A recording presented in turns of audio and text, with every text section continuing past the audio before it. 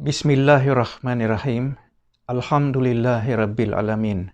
Wassalatu wassalamu ala Rasulillah wa ala alihi wa ashabihi ajma'in, amma ba'd. Assalamualaikum warahmatullahi wabarakatuh. Okay, so mga kababayan, nais pong naming ipaabot sa inyo ang isa na namang aralin sa pananampalatayang Islam, naway makarating sa inyo ito at maunawaan, inshallah.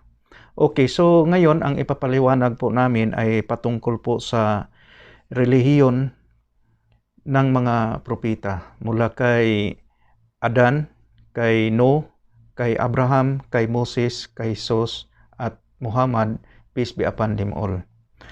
Ang lahat ng mga propeta ay ipinadala ng dakilang tagapaglikha dito sa daigdig upang malaman ang kanyang kalooban. Dahil pag hindi po natin malaman ang kalooban ng dakilang tagapaglikha, ay hindi po natin makamit ang tagumpay, yung pinapangako ng dakilang tagapaglikha na kaligayahan na walang hanggan. Ito ang buhay na walang hanggan sa paraiso.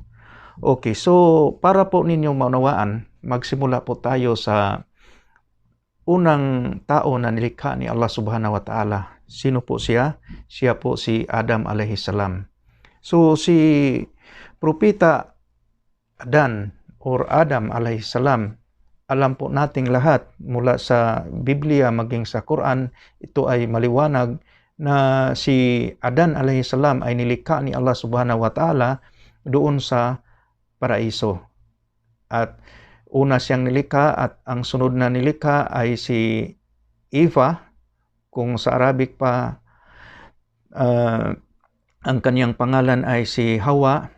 So kinuha siya sa tadyang ni Adan at nagiging mag-asawa sila doon sa paraiso. At doon pa lang mga kapatid sa pananampalataya, ay doon pa lang mga kapatid ay ibinigay na ni Allah subhanahu wa ta'ala ang batas. Ito yung sharia ni Allah subhanahu wa ta'ala. Ano ang batas na ito? Yung tinatawag na complete surrender to the will of God, yung submission, yung word na submission, yung magpaalipin kay Allah subhanahu wa ta'ala. At may batas si Allah subhanahu wa ta'ala na mamuhay si Adan at si Eva sa hardin, sa paraiso, na may kondisyon na mayroong ipinagbawal sa kanila. At dahil po ay si Iblis or si Satanas, alam niya na ang tao ay marupok at sinubukan niyang linlangin si Adan at si Eva, at yun nga, nagkasala si Adan at si Eva doon sa paraiso. Yung batas ni Allah subhanahu wa ta'ala na huwag lapitan ang punong kahoy, nilapitan nila at doon sila lumampas hangganan ni Allah subhanahu wa ta'ala. So noong nagkasala si Adan at si Eva, mga kapatid, noong nabatid nila na sila ay nagkasala, si Adan humingi ng kapatawaran kay Allah subhanahu wa ta'ala at siya ay pinatawad. Dahil si Allah subhanahu wa ta'ala, siya po ang Ghafurur Rahim, siya po ang pinaka mapagpatawad sa mga taong humihingi ng kapatawaran sa kanya. Okay, so noong ibinaba si Adan dito sa lupa, sa daigdig, para gampanan ang kanyang katungkulan bilang kalifa sa daigdig, o ibig sabihin siya yung administrator dito sa daigdig, ay namuhay sila doon sa Makkah. Sa Makkah, dito po yun sa Middle East, sa Saudi Arabia. At doon itinuturo ni Adan alayhisalam, ni Adam alayhisalam, ang sharia ni Allah sa kanyang mga anak, at dumami ng dumami ang kanyang mga anak, at ito ay nagiging nisyon at iba't iba nagiging tribo-tribo. So doon po lumitaw po si Prophet Noah. So sa kapanahonan ni Prophet Noah alayhisalam, doon po nagsimula ang pagsuway kay Allah subhanahu wa ta'ala. So ginawa na naman si Noah na propeta ni Allah, at iisa lang ang mensahe na ibinigay kay Noah kagaya sa mensahe na ibinigay kay Adam, na sumamba lamang sa nag-iisang Diyos na tunay. Then after kay Noah, so gagawin lang nating ikuan lang natin ito, yung tawag nitong i-shortcut natin, dumating naman sa kapanahonan ni Prophet Abraham. So alam natin sa kapanahonan ni Propeta Abraham alayhisalam, ang isinilang siya sa magulang na musyrik. Ibig sabihin po doon yung sumamba sa mga Diyos-Diyusan, sumamba sa rebulto, at hindi na sumamba sa dakilang tagapaglikha, dahil ang sinamba yung mga rebulto na gawa din niya, dahil isa pong manggagawa ng rebulto yung ama ni Propeta Abraham. Pero si Abraham alayhisalam, mula pa sa kanyang kabataan ay likas na sa kanya ang karunungan mula kay Allah subhanahu wa ta'ala, at ginawa siyang propeta at nagdala sa isa pa ring mensahe. At katunayan, si Abraham, siya yung nagiging ama ng mananampalataya, the father of faith. So maging Christian o Muslim, iisa lang po ang pagkakakilala kay Propeta Abraham. Siya po ang tinatawag na ama ng mananampalataya o ama ng pananampalataya, dahil siya ang ama ng lahat ng mga propeta after him. So sa una niyang anak si Ismael kay Hagar, at pangalawa niyang anak ay si Isaac. So dalawa ang kanyang anak, si Ismael saka si Isaac. Si Isaac ang pangalawang anak ni Propeta Abraham kay Sarah. Okay, so ipagpatuloy natin. So hanggang kay sa lahi ni Isaac, sa huling propeta sa kanyang family tree ay si Jesus alayhisalam. Din sa kay Ismael naman, ang huling propeta ay si Muhammad. So si Muhammad ay lumitaw 600 years takriban, mga kulang-kulang 600 years after ni Jesus Christ. Din si Jesus Christ sa Quran ipinapakita na siya ang ika-24 prophets na pinangalanan din after Jesus Christ, si Muhammad, peace be upon him. So si Muhammad ang silyo, yung seal ng lahat ng mga propeta. So lahat sila po mga kapatid ay iisa lang po ang kanilang mensahe. Ang sumuko sa nag-iisang Diyos na tunay, at iisa lang po ang kanilang religion. Yung religion nito sa wikang English, ito tandaan po ninyo ha, ang religion ni Adan, ni Noah, ni Abraham, ni Moses, ni David, ni Solomon, ni Jesus Christ, ni Muhammad, iisa lang po ang kanilang reliyon. Sa English, tinatawag itong submission, complete submission to the will of God. So in Arabic, ito po ay Islam. So sa makatuwid, ang Islam po ay hindi po religion na bago na ipinatpatayo ni Propeta Muhammad sallallahu alaihi wasallam. So iisa lang po ang kanilang mensahe. So maliwanag kahit sa New Testament, mabasa natin sa sinulat ni Apostol Santiago sa chapter 4 verse 7 na sinasabi doon na isuko ang ating sarili sa kalooban ng Diyos, yung Diyos na tagapaglikha. Okay, so pupunta po tayo kasi sa Islam ay laging tinuturo na pag nagsasalita o nangangaral, kailangan na may ebidensya. Yung evidence, yung direct na evidence. So, ang internal evidence na makita po natin mga kapatid, para hindi sasabihin ng mga kapatid nating hindi pa Muslim sa Kristendom, ay kahit pa sa Lumang Tipan ay marami pong talata sa Lumang Tipan na tanging nag-iisang Diyos lang po ang dapat nating sambahin. Okay, so uunahin natin, mayroon po tayong Biblia na batayan na binabasa para hindi po tayo magkamali. Okay, titingnan natin sa Deuteronomio chapter 6 verse 4. Deuteronomio chapter 6 verse 4.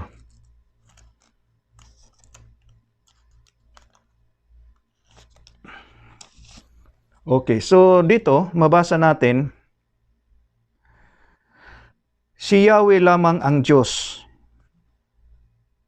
Ibigin ninyo siya ng buong puso, kaluluwa at lakas. So, mabasa po natin sa Deuteronomio chapter 6 verse 4 and 5. So, dito sinasabi dito, dinggin ninyo mga Israelita. Kasi ang nagsalita nito ay si Moses alayhis salam.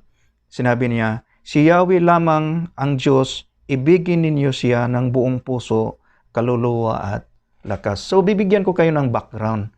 Bakit po ay isinisigaw ito ni Musa alayhis salam, ni Moses? Sa kapanahonan kasi ni Moses, mga kapatid,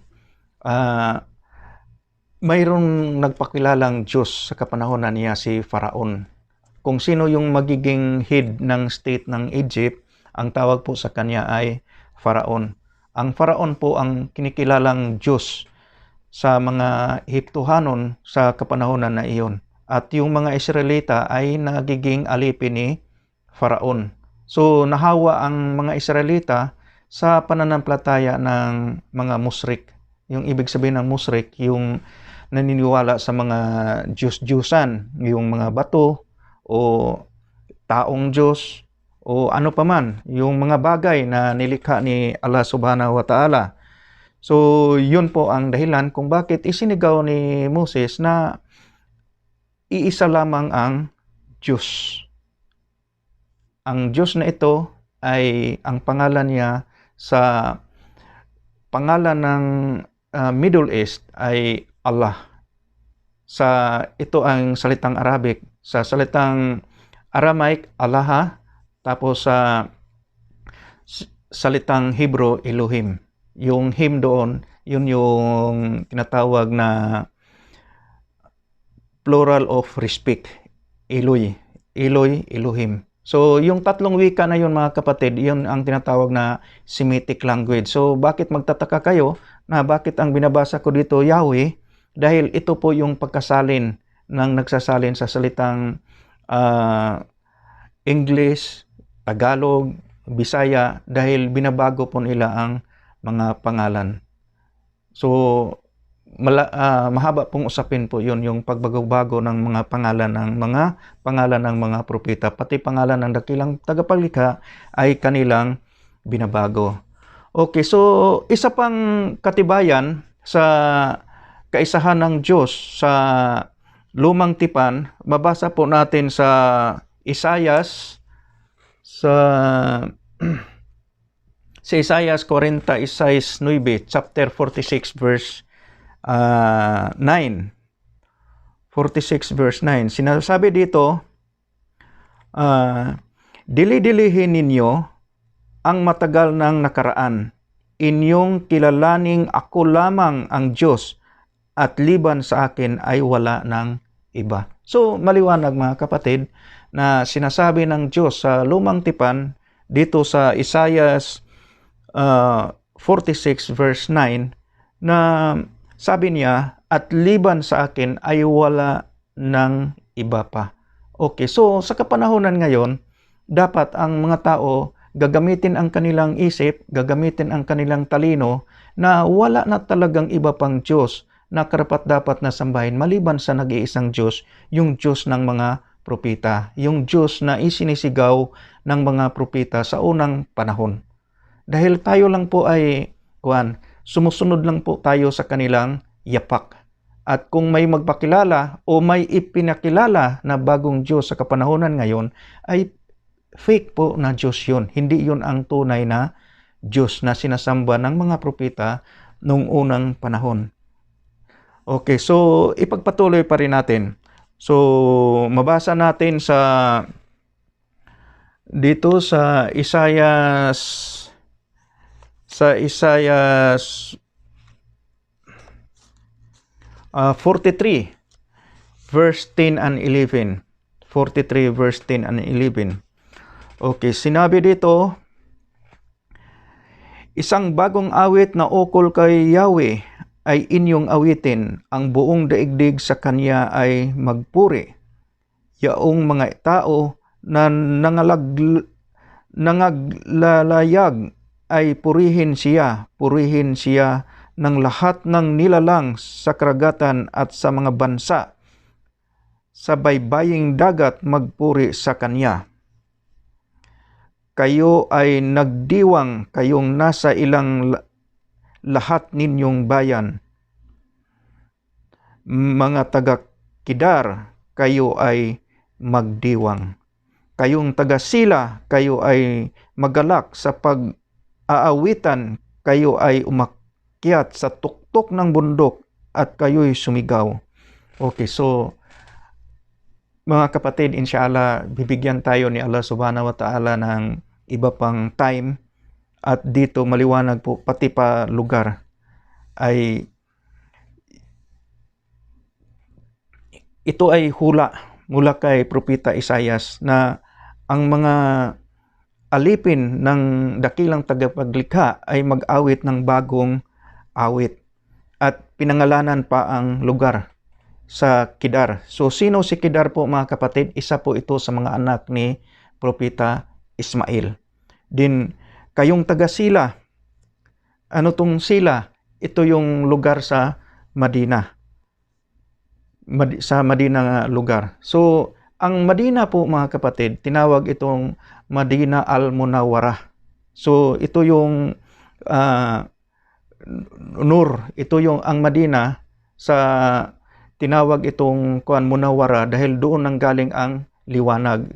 Dahil doon na ini-implement o tinuturo ni Propeta Muhammad sallallahu alaihi wasallam ang kabuuan ng religion na ibinigay ni Allah subhanahu wa ta'ala. Kaya nga po sa Quran, sinabi ni Allah subhanahu wa ta'ala, a'udhu billahi minasyaitanir rajim, sinabi niya, al-yawma akmaltu lakum dinukum wa akmamtu alaikum nikmati wa raditu lakumul Islam madina.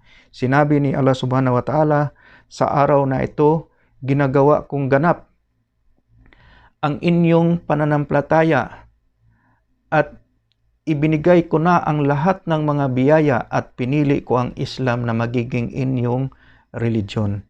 Kaya maliwanag po mga kapatid na dito sa Lumang Tipan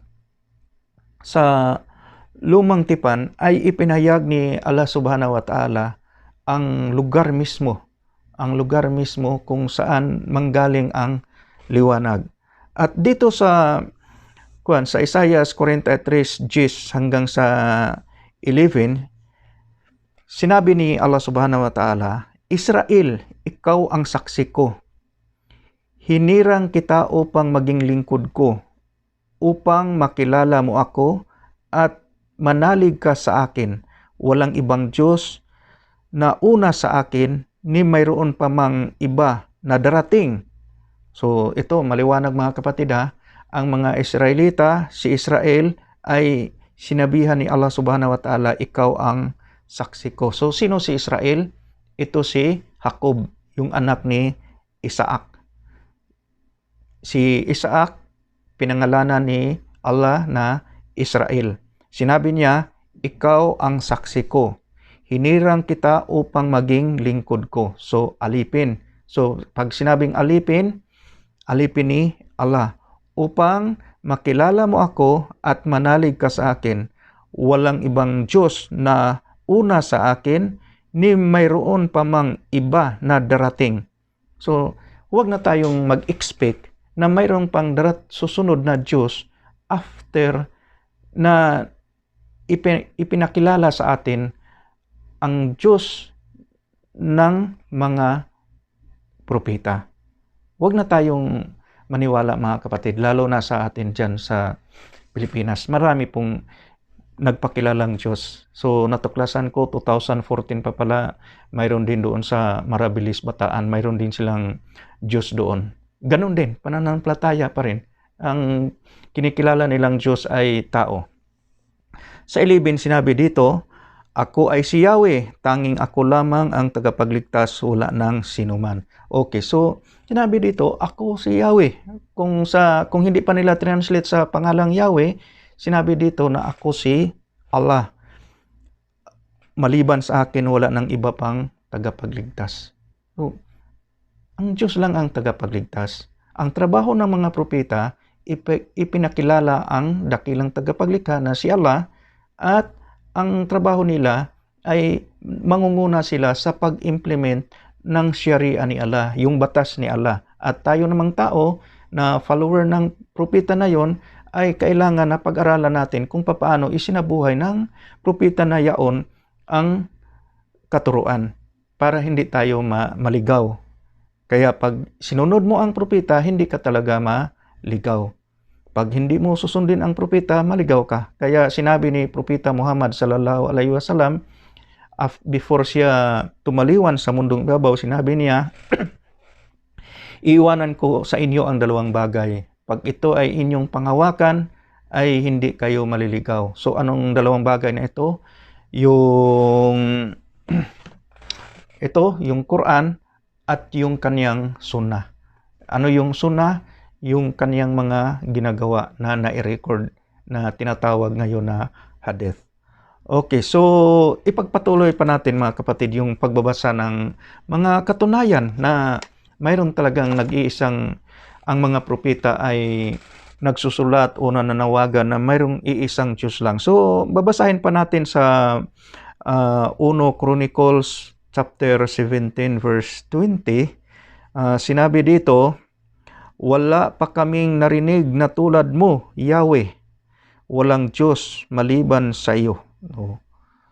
So, ang mga tao sa kapanahonan ni David ay nagsasalita ng ganito. At si Propeta David mismo na sinabi niya na wala pa kaming narinig na tulad mo, Yahweh, walang Diyos maliban sa iyo. So, sino pa bang makakatulad ng Diyos na tagapaglikha, na gumawa sa lahat ng bagay makikita at hindi makikita?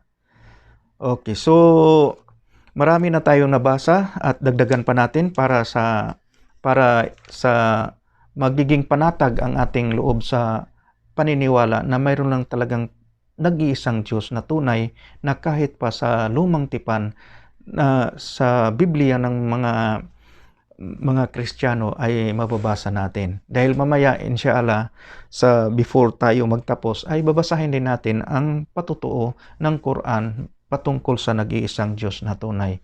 Inuuna ko lang po ang inyong Biblia. So kaya bawat bersikulo na aking babasahin, i-take note ninyo at babasahin nyo rin. Baka sabihin ninyo na nagbabasa ako na hindi naman talaga nasusulat. So, mabasa natin sa Isaiah 44 verse 6.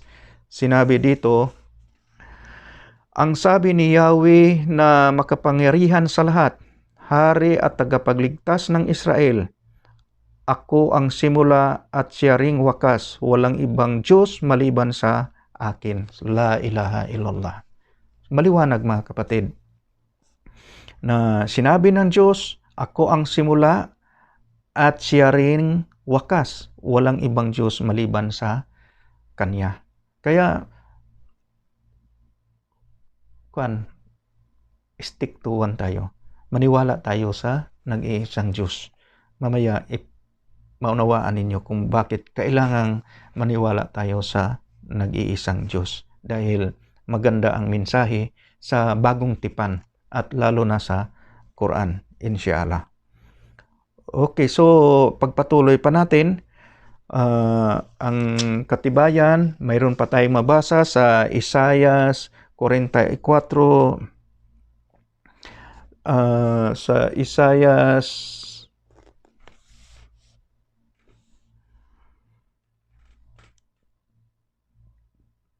21:23.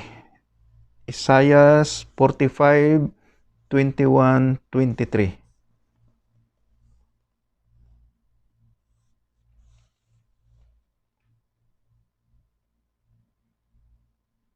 Okay, sinabi dito, walang ibang Diyos maliban sa akin pa rin. So, ang kabuuan ng aya, sinabi, ipagtanggol ninyo ang inyong panig, magsanggunian kayo. Sino ang makakahuhula ng mga bagay na magaganap? Hindi ba akong si Yahweh, ang Diyos na nagligtas sa kanyang bayan? Walang ibang Diyos maliban sa akin. Sa 22, lumapit kayo sa akin at kayo ay maliligtas. Kayong mga tao sa buong daigdig, walang ibang Diyos maliban sa akin. Ako ay tapat sa aking pangako at di magbabago. At tutuparin ko ang aking mga pangako. Lahat ng tao ay lumuhod sa aking harapan at mangangakong sila'y magtatapat sa akin. Okay. So dito mga kapatid, nagkaroon ako ng alaala sa dati kong pananampalataya kung saan mahabang panahon din akong naglilingkod. Ang Diyos na kinikilala namin noon, maraming pangako. Namatay na lang ang mga tao, yung mga matatanda na nangangaral sa pangakong na yun ay hindi nila nakamtan ang pangako. At alhamdulillah natagpuan ko ang Islam at dito ko nalalaman na ang Diyos na hindi tunay ay nangangako. Pag nangangako ay walang katuparan. Okay, so marami na tayong nabasa patungkol po sa katunayan na mayroong nag-iisang Diyos na tunay sa lumang tipan. So doon na naman tayo sa Diyos sa bagong tipan. Okay, so basahin natin yung Diyos sa bagong tipan para magkaroon tayo ng idea. Ang Diyos sa bagong tipan, mabasa natin sa John 17:3. John 17:3. Okay. So, ito yung maganda. Pakinggan po ninyo. So, popular na po ito sa mga video ko dahil pabalik-balik. Dahil yung topic natin ay pabalik-balik din naman. Bakit kailangan nating balik-balikin? Dahil para magkaroon tayo ng tamang pangunawa. Kasi marami akong nagiging ka-chat o sa mga comments. Pag sila ay nagbigay ng ebidensya sa kanilang pananampalataya ay hindi clear yung verse na ibibigay. Pero alhamdulillah, ang mga Muslim, pag nagbibigay ng verse, clear. Kahit pa sa Bible ng Kristiyano. Okay. So dito sa John 17:3, pakinggan ninyo ito. Sinabi ni Jesus, ito ang buhay na walang hanggan. Ang kilalanin kanila na iisa at tunay na Diyos at si Jesucristo na iyong sinugo. Okay. So, ang buhay pala na walang hanggan, yung pangako ng Diyos na buhay na walang hanggan, yung kaligayahan doon sa paraiso, mga kapatid, ito yung pagkilala sa nag-iisang Diyos na tunay. Sa dinami-dami ng mga verses sa Old Testament na ating binabasa na iisa lang Diyos, isa lang ang Diyos na tunay, ay mahirap na po na hindi maunawaan sa taong nag-iisip. So, ang paniniwala pala ang tao pala pag naniniwala na mayroong nag-iisang Diyos na tunay at siya lamang ang sasambahin ay magkaroon ng buhay na walang hanggan. Pero may requirements din po yan. So, inshallah sa last topic, ipapaliwanag ko po kung ano yon. Okay, so sa iba pang verse sa Biblia, so mababasa natin dito sa Juan 7:16. So chapter 7 verse 16, sinabi dito na yung sumagot si Jesus, hindi akin ang inaaral ko, kundi sa nagsugo sa akin. So dito, mga kapatid na naniniwala na si Jesus ay Diyos, ito, tandaan ninyo ito, si Jesus na mismo ang nagsasalita. Si Jesus na alayhi salam, sinabi niya, hindi akin ang iniaaral ko kung di sa nagsugo sa akin. So yung tagapaglikha ang nagsugo kay Jesus na mangaral. At yung aral na ibinigay sa kanyang mga lingkod sa kapanahunan niya, yung aral na yon ay hindi kay Jesus, kung hindi, yun ay aral na mula sa nagsugo sa kanya. So sino yon? Si Allah. Ano ang katibayan? Sinabi ni Jesus sa Quran, Innallaha Rabbi wa Rabbukum fa'abuduhu hadha sirati mustaqim. Sinabi ni Jesus sa Quran, katotohanan, katotohanan, si Allah ang aking Diyos at inyong Diyos. Sambahin ninyo siya, yan ang matuwid na landas. Okay, so magbasa pa tayo ng iba pang mga verse sa Bible na katunayan na ang mga propeta ay nangangaral na mayroong nag-iisang Diyos na tunay at sila ay sugo lamang. Mabasa natin sa Marcos 12, 29, 31 saka 32. Ito maganda ito. Itong sinabi ni Jesus, inulit lang niya ang sinabi ni Moses. Binasa natin nung una sa Old Testament. Sinabi ni Jesus, sumagot si Jesus, ito ang pinakamahalagang utos. Pinakamahalagang utos ha? Susundin niyo yan dahil si Jesus ang may sabi, pinakamahalagang utos. Sinabi niya, pakinggan mo Israel, ang Panginoon na ating Diyos, siya lamang ang Panginoon. Biro mo, ang Panginoon na ating Diyos, sinabi ni Jesus, ating, kasama siya, siya lamang ang Panginoon. At sinabi pa dito sa 30, ibigin mo ang Panginoon mong Diyos ng buong puso, ng buong kaluluwa, ng buong pag-iisip, at ng buong lakas. Ito naman ang pangalawa, ibigin mo ang iyong kapwa gaya ng inyong sarili. Wala ng ibang utos na higit pa sa mga ito. Sa 32, sinabi ng mga tao, tama po, guro, wika ng iskriba. Totoo ang sinabi ninyo, iisa ang Diyos at wala ng iba liban pa sa Kanya. So ang mga tao sa kapanahonan ni Jesus, naniniwala ni Jesus, may iilan sa mga iskriba at yung mga apostoles, iba pang mga followers ni Jesus na naniniwala na siya ay sugo at naniniwala sa kanyang mga aral. Pero kabaliktaran sa kapanahonan ngayon, instead na paniwalaan ang aral ni Jesus, ay nabago.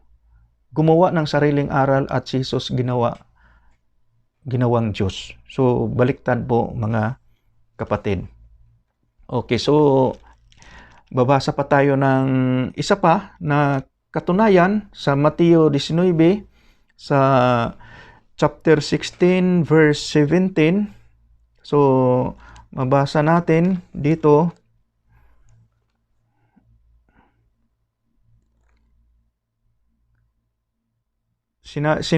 Sinabi dito na may isang mamang lalaking lumapit sa kanya at nagtanong, Guro, ano pong kabutihan ang kailangan kong gawin upang makamit ng buhay na walang hanggan? So, yung buhay na walang hanggan, sumagot si Jesus, bakit mo ako tinatanong kung ano ang mabuti? Iisa lang ang mabuti. So, itinanggi ni Jesus na siya ay mabuti. Iisa lamang ang mabuti. Sino yun? Si Allah subhanahu wa ta'ala. So, ano ang kasagutan ni Jesus? Kung ibig mong magkamit ng buhay, sundin mo ang mga utos. So, yun ang sabi ni Jesus. So, ano ang mga utos? La ilaha illallah, na sumamba lamang sa nag-iisang Diyos na tunay. Okay, so pupunta po tayo mga kapatid kasi marami na tayong mga bersikulo na nabasa mula po sa Bible. Punta po tayo sa Quran. Ang Quran, ito yung last na kapahayagan. So, ang ibig sabihin nito, ang Quran po mga kapatid, ito yung last testament. Kung mayroon tayong Old Testament, New Testament, tapos Last Testament. Kung kumbaga sa office pa, ito yung last memorandum na ipinadala ng Diyos sa sangkatauhan. At dito, napakaganda ng mensahe. At karamihan sa mga nagbalik Islam, mga Pilipino, mga Amerikano, yung mga nagbalik Islam ba na hindi inanyayahan, yung kusang loob na nagbabasa. Kasi maraming hindi talaga natin maitanggi na dito sa Middle East o kahit pa dyan sa Pilipinas, maraming nagbalik Islam, pero inshallah, gabayan sila ni Allah Subhanahu wa Ta'ala. Marami din ang yung hindi talaga nagiging yung tinatawag nating religious na makatotohanan. Ngunit si Allah lamang ang nakakaalam sa kanilang puso. Dahil maraming nagbalik Islam dito sa Saudi, na pagbalik sa Pilipinas, sila ay nagbalik sa dati nilang pananampalataya, umiinom ng alak, kumakain ng haram, yung baboy, at sumasamba na naman kasama ng kanyang pamilya sa simbahan, lumuluhod sa mga rebulto. So malaking kasalanan po yun sa Pero yung mga Muslim, mga balik Islam na alhamdulillah, kagaya sa mga membro ng aking pamilya, hindi po kami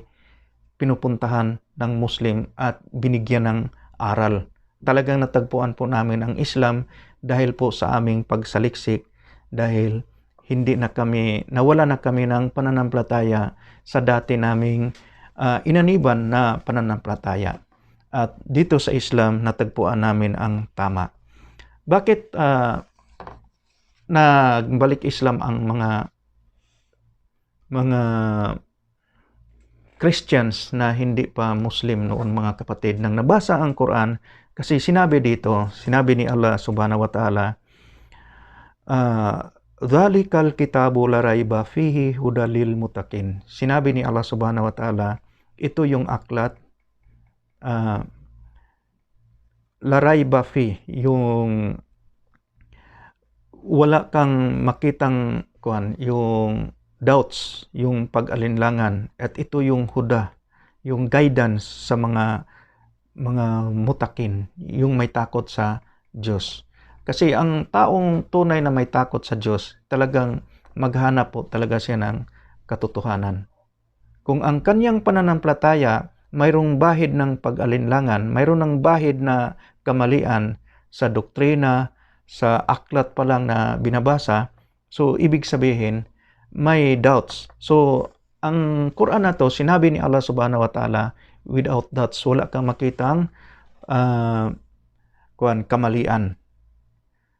At tinuro talaga ni Allah ang Quran ito. So, ano ang katunayan sa kaisahan ng Diyos na daladala ng mga propeta at mensahe mismo ng dakilang tagapaglikha? Sumabasa natin sa Suratul Baqarah.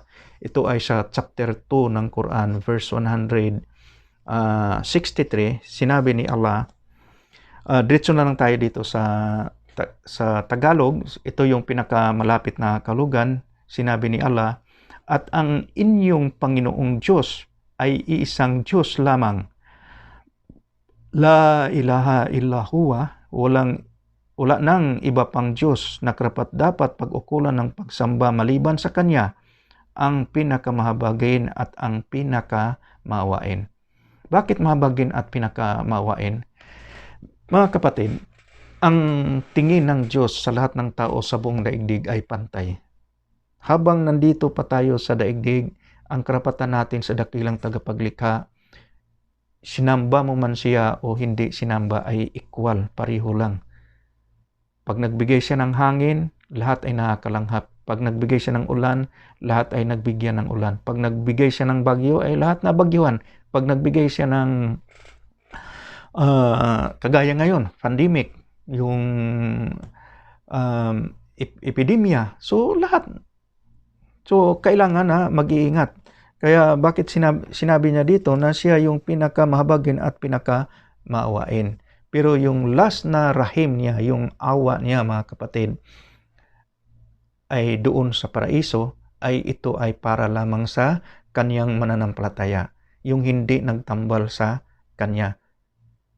mahirap ka man dito sa mundong ibabaw, naghihirap ka, minsan hindi ka makakain, katulad namin noon na mga anak ko pupunta ng school, walang almusal dahil wala talagang makain.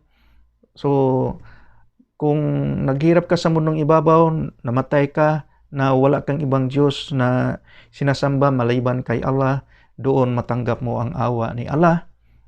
At yun naman doon yung abundance, nandoon yung walang humpay na kaligayahan. Okay, so yun po sa Suratul Baqarah verse 163. So magbasa pa tayo ng iba pa na sinabi ni Allah Subhanahu wa Ta'ala. So dito naman sa Suratul Baqarah verse 255. Okay, so ito yung ipahuli natin to. So sa Suratul Taubah, An'am, sa chapter 6 verse 102. Sinabi ni Allah Subhanahu wa Ta'ala, Siya si Allah ang inyong Panginoon, la ilaha illa huwa, wala nang iba pang Diyos na karapat-dapat pag-ukulan ng pagsamba maliban sa Kanya. Ang manlilikha sa lahat ng bagay, kaya tanging sambahin Siya at Siya ang wakil. Ibig sabihin, ang tagapamahala, ang tagapagpatupad ng lahat ng mga pangyayari, ang tagapagbantay sa lahat ng bagay. Okay, so dito, nagpakilala ang Diyos na Siya yung manglilikha. Kaya kung iisipin natin mga kapatid, dapat ang sambahin lamang natin yung manlilikha. Huwag yung nilikha. Yung tao, nilikha yun. Yung rebulto, nilikha ng sculpture. Yung mga picture, nilikha yun ng mga nagdodrawing, yung nagpipaint. So, ang sambahin, yung tagapaglikha, hindi yung lumikha, hindi yung nilikha. Hindi tao, hindi rebulto, hindi picture, hindi araw, hindi buwan, hindi bituin, hindi bato. Kasi part sila ng nilikha. Ang sambahin dito, yung sinasabi ni Allah Subhanahu wa Ta'ala, yung tagapaglikha. Okay. So, mayroon pang isa. Sa Suratul Anbiya, ito yung Anbiya means propita. Sa verse 25, basahin natin. Sinabi dito, at hindi namin isinugo ang sinumang sugo bago sa inyo, O Muhammad. Ito ay si Muhammad sallallahu alaihi wasallam ang sinabihan ni Allah dito. Na hindi namin binigyan ng inspiration na magsabi ng la ilaha illa ana. So, ang ibig sabihin noon, sinabi dito sa wikang Tagalog, at hindi namin isinugo ang sinumang sugo bago pa sa iyo, O Muhammad, na hindi namin binigyan ng revelasyon or inspiration na magsabi wala ng iba pang Diyos na karapat dapat pag-ukulan ng pagsamba maliban sa akin, kaya't sambahin ako. Yung sinabi ni Allah, sambahin ako. Sa Biblia, balik tayo sa New Testamento, wala namang mabasa doon na sinabi ni Jesus na sambahin ninyo dahil ako ang inyong Diyos. Sinasabi doon ni Jesus palagi, siya ay sugo, siya ay propeta. Kung mayroong mag-comment, ang layo ng kino-comment nila na pinapatunayan na si Jesus ay Diyos. Yung uncertain ba? Ambiguous. Yung text, message na kinukuha nila sa Quran. Okay, so iba pang verse dito mabasa natin sa chapter 27 verse 63-64. Sinabi dito, hindi baga siya higit na mainam sa inyong mga Diyos? Siya na namamatnubay sa inyo sa kadiliman ng kalupaan at karagatan at nagpapadala ng hangin bilang tagapagdala ng masayang balita ayon sa kanyang habag. Ang ulan, mayroon pa bang ibang Diyos maliban kay Allah? Higit siyang kataas-taasan sa lahat ng kanilang inaakibat na mga katambal sa kanya. Subhanallah, kung ang Diyos na sinasamba mo ay tao, katulad mo rin, ay talagang talo ka talaga, kapatid. Ang Diyos na dapat sambahin, yung tagapaglikha. So maraming katibayan talaga at maraming mababasa patungkol po sa katangian ng dakilang tagapaglikha. So punta tayo sa katangian. Sa kapanahonan ni Propeta Muhammad sallallahu alaihi wasallam, ipinagpatuloy niya ang aral ng mga naunang propeta. At ang mga naunang propeta, paglipas sa kanilang kapanahonan, ang kanilang mga followers ay naliligaw.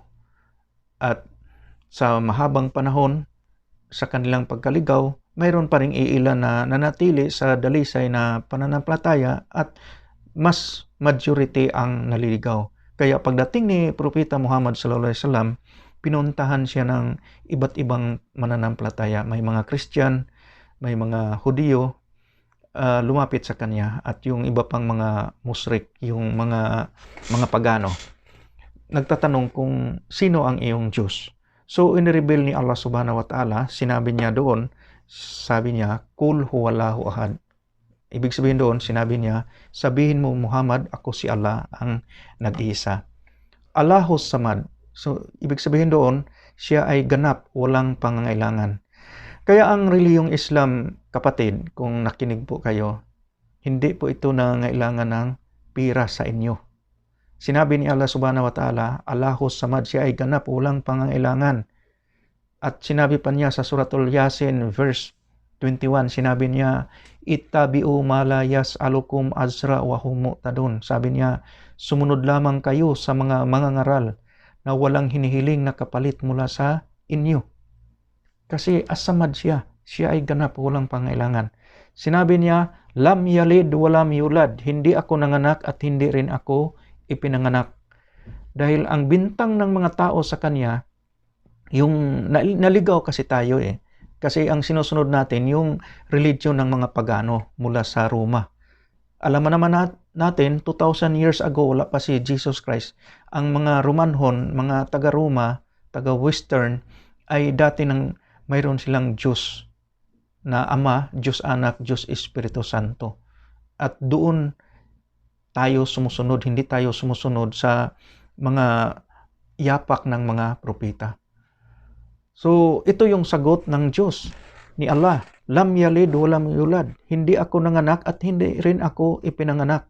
Dahil ang tao gumagawa ng sariling tsuri. Sinabi niya na ang Diyos, God Almighty, ay nagkatawang tao dito sa lupa. Nanganak, ipinanganak. Yung anak na yon ay si Jesus at siya din mismo yung Diyos.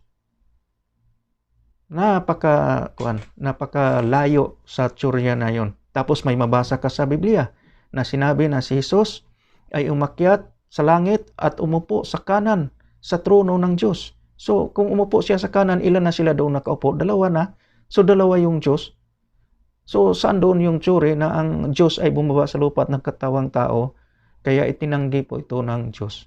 Kayo daw pagbintangan kayong nangalunya o pagbintangan kayong nagnakaw, nakapatay, di ba masakit sa inyo? So si Allah subhanahu wa ta'ala, maraming aya na talagang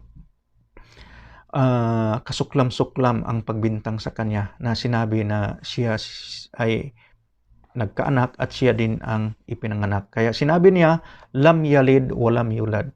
Din sinabi niya, walam yakul lahu kufuwan ahad, at ako ay walang katulad. So walang katulad. So, hindi pwede nating sabihin na ang Diyos ay kamukha ng tao dahil walang nakakita sa Diyos na buhay. Sinabi ni Jesus sa Biblia, sa New Testament, na walang nakakita sa Diyos na buhay. Si Jesus nakita sa mga Palestinians, nakita sa mga Hudyo, buhay. So, ibig sabihin, hindi siya ang Diyos. So, balik tayo sa ito yung napakaganda na pagpakilala sa Diyos sa kanyang sarili sa Suratul Baqarah verse 255. Basahin natin yung Tagalog na may halong Arabic. Sinabi dito, si Allah la ilaha illa huwa. So ibig sabihin nun, walang ibang Diyos maliban sa kanya na karapat-dapat na pag-ukulan ng pagsamba. ang may walang hanggang buhay. So, walang hanggang buhay. So, ibig sabihin nito, walang kamatayan. Ang may walang hanggang kapangyarihan. Walang kamatayan, ha? So, noon, yung kinikilala kong Diyos, mga kapatid, namatay. Doon mismo ako sa harapan. At 3 kaming naghatid sa kanya sa ospital. Hindi ko na lang panangalanan kung saang lugar o sino ito. Ako mismo ang naghatid sa hospital. 3 kaming naghatid sa hospital. Yung isa buhay pa siguro yung isa, pero yung isang kasama ko naghatid ay namayapa na.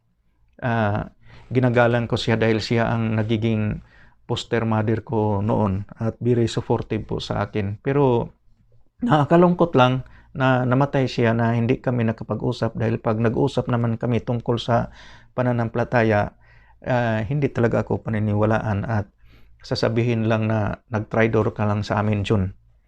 Okay, sinabi ni Allah dito, tagapanustos at nangangalaga ng lahat ng mga nilalang. Ang antok at pagkaidlip ay hindi maaring makapapanaig sa kanya. So, subhanallah, tingnan ninyo, kung ang Diyos ay maidlip, paano niya i-govern ang celestial body, ang kalawakan, ang lahat ng mga bagay sa kalawakan. So, magkaroon ng komosyon, magbanggaan yung planeta kung aantukin siya. Subukan nyo, hawak kayo ng isang basong tubig, tapos nakaupo kayo, tapos inaantok kayo, matapon yung tubig. So, isa sa katangian sa Diyos na hindi siya inaantok. Siya ang nag-aangkin ng lahat ng bagay sa mga kalangitan at kalupaan. So, siya ang nagmay-ari. Sino kaya baga ang makakapamagitan sa kanya malibang kanyang pahintulutan? Talastas niya kung ano ang nangyayari sa kanyang mga nilikha sa mundong ito. Noon, pagkaraan, ngayon, bukas, sa kanilang harapan at sa kanilang likuran. At ang kaniyang kasasapitan sa kabilang buhay, at sila ay hindi makakapagtamo ng anuman sa kaniyang karunungan maliban sa kaniyang naisin. Ang kaniyang kursi, yung kaniyang luklukan ay sumasaklaw sa mga kalangitan at kalupaan. Biro mo, yung upuan pa lang ni Allah Subhanahu wa Ta'ala sumasaklaw sa kalangitan at kalupaan. Yung kalangitan, yung 7 heavens, mga kapatid, saka yung natin, yung tinatawag natin na yung galaxy. So, yung yung galaxy na saan na bilong ang Earth, mayroon pang iba pang galaxy sa labas nito, mga kapatid. Malawak na malawak talaga ang kalawakan. At yung kursi ng Diyos ay saklaw. So, saan mo siya, paano mo imagine ang kadikalaan ng dakilang tagapaglikha? So, sinabi dito, siya ay hindi napapagal sa pagbabantay at pagpapananatili sa kanila ang kalangitan at kalupaan, at siya ang kataas-taasan, ang pinakadakila. So, wala nang ibang dakila pa, mga kapatid. Si Allah Subhanahu wa Ta'ala lamang. At ang Diyos na ito, nag-iisang Diyos na ito, siya yung Diyos na ipinakilala sa lahat ng mga Diyos, lahat ng mga propeta, mula sa kapanahonan ni Adan, kay Noah, kay Abraham, kay Moses, kay David, kay Solomon, kay Jesus, at kay Muhammad sallallahu alaihi wasallam. Pero ito yung panghuling message ko po sa inyo. At lagi ko po itong balik-balikin para hindi ninyo ma-misinterpret kaming mga propagator sa Islam. Dito sinabi sa Suratul Baqarah verse 256, sinabi dito, walang pamimilit sa pananampalataya. Okay, so ang Islam po, ang mga propagator ay hindi po namimilit sa pananampalataya. Sinabi dito, katotohanan ang tamang landas, katwiran ay naiba bukod sa maling landas, kamalian. Sino man ang hindi manampalataya sa taghot, yung mga Diyos-Diyosan, idolo, imahen, ano pa mang sinasamba maliban pa kay Allah tulad ng anghel, banal na tao, propeta, satanas, bato, libingan, Jesus na anak ni Maria, krus at iba pa, at manalig kay Allah ay makasakmal ng tunay na mapagkatiwalaang tangan na hindi masisira, at si Allah ang nakakarinig at nakakabatid ng lahat ng bagay. Okay, so ang kaligtasan lang po talaga, mga minamahal naming tagapakinig, sa aming message, sa aming mensahe ay ang pananampalatayang Islam. Ito yung complete submission to the will of God. So yun po ang ibig sabihin ng Islam. Uulitin ko, ang Islam, ito yung ganap na pagsunod, pagsuko, pagtalima sa kagustuhan ng dakilang tagapaglikha.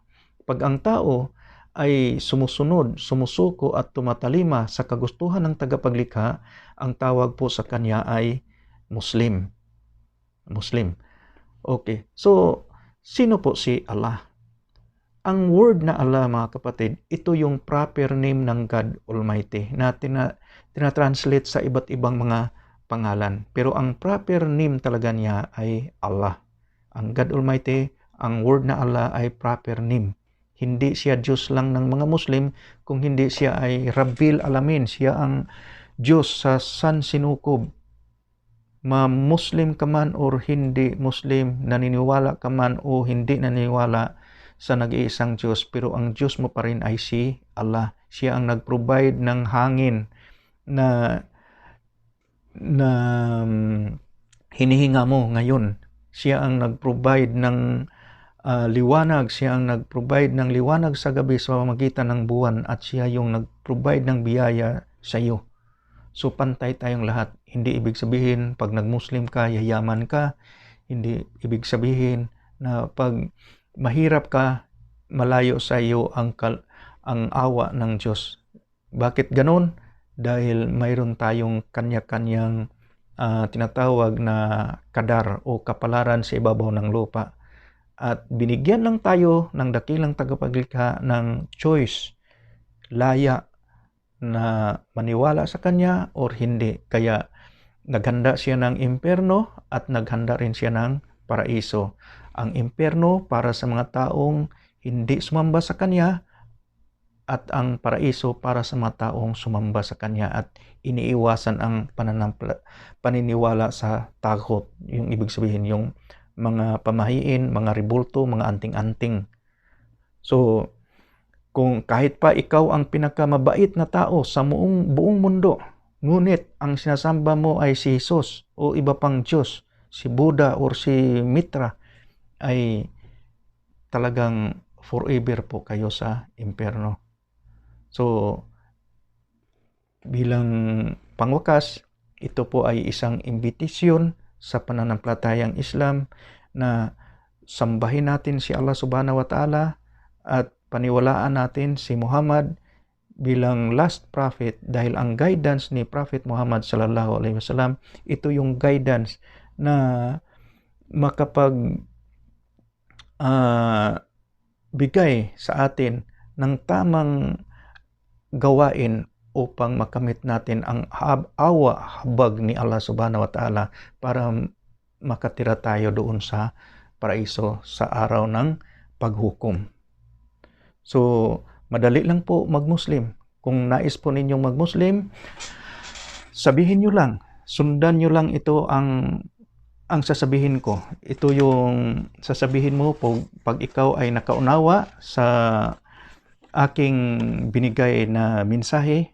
Ito yung pamaraan kung paano maging isang Muslim. So, para magiging ganap kang isang Muslim, dahil ang Islam mayroon po siyang 5 haligi. So, ang unang haligi, ang testimony of faith, yung pagsabi na asyhadu an la ilaha illallah wa asyhadu anna Muhammadan Rasulullah. Uulitin ko, sasabihin nyo sa wikang Arabic, sundan nyo lang po ako. Pag nais ninyong mag-Muslim, sasabihin ninyo, asyhadu an la ilaha illallah wa asyhadu anna Muhammadar Rasulullah. Ang ibig sabihin po nito sa wikang Tagalog, ako ay sumasaksi na walang ibang Diyos na karapat-dapat sambahin maliban kay Allah, at ako ay sumasaksi na si Muhammad ay kanyang sugo at huling propeta.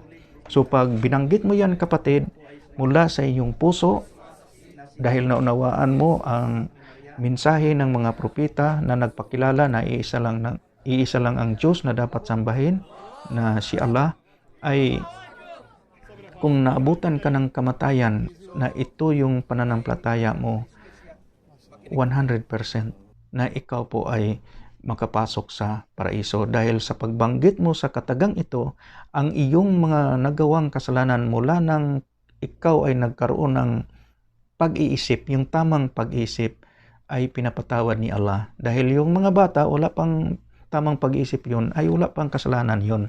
Kaya pag ang mga bata, kahit pa hindi sila isinilang sa magulang na Muslim, pag namatay sila, maparaiso sila dahil wala pa silang tamang pag-isip. Pero pag dumating na yung adulthood nila, halimbawa yung sa mga kababaihan, nirigla na sila, so may tamang pag-iisip na sila. So considered na sila as yung musrik. Hindi na sila safety sa pag naabutan silang kamatayan, na hindi sila nagbalik loob sa dakilang tagapaglikha na si Allah.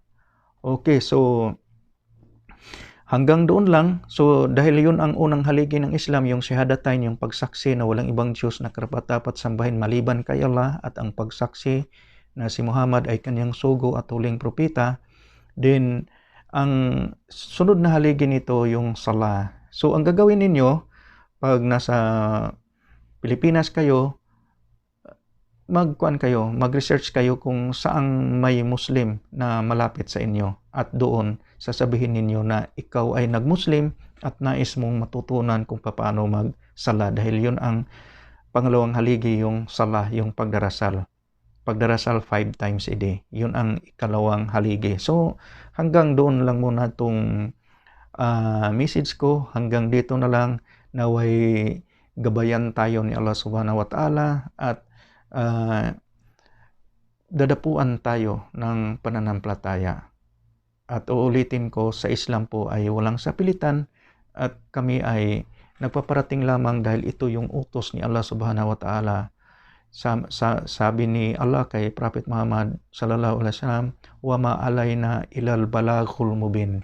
So inutusan lamang namin kayo, Muhammad, para ipangaral ang ng maliwanag ang pananampalatayang Islam. So hanggang dito na lang po, mga kapatid. Subhanakala wa bihamdik, subhanakala wa bihamdika, asyhadu alla ilaha ant, astaghfiruka wa atubu ilaik.